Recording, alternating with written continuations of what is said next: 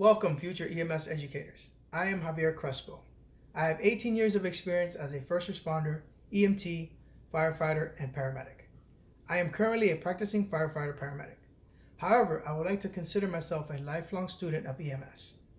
Today we'll be discussing several things that I would like to share with you because I believe they are important, especially if you would like to become an EMS instructor.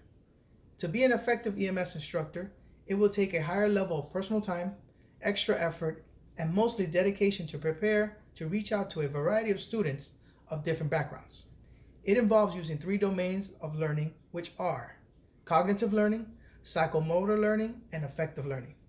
One of the first things that needs to be explained is the difference between instructional goals and learning outcomes.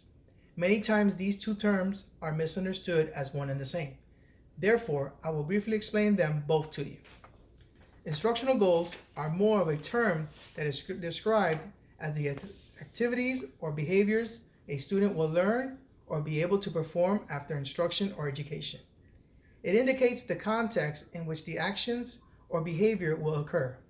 The best approach towards instructional goals as an EMS instructor is to make sure that the students have become active participants in the learning process. It is not enough for the students to be simply given the information for the sole purpose of testing to pass the course. The key here is to assist the student towards critical thinking as well as being able to process the information that is given to them. The result or the goal of the information is not only to receive, but is also something they will know, understand, and retain. Reaching this goal can actually ease the learning transition towards learning outcomes. I will explain what learning outcomes are and how important they are within the learning process. Learning outcomes are statements that describe the significant and the essential learning that the students have achieved and can reliably demonstrate at the end of the course.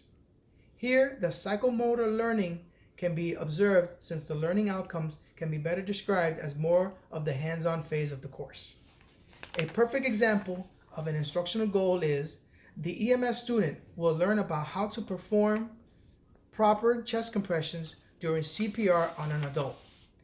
The information about the length of time, depth, and intensity of chest compressions are given to the student as well. An example of learning outcomes is the EMS student will successfully perform or demonstrate the correct maneuvers and skills of chest compressions on an adult mannequin as they physically perform CPR. So you see, instructional goals are the ingredients to the learning outcomes dish.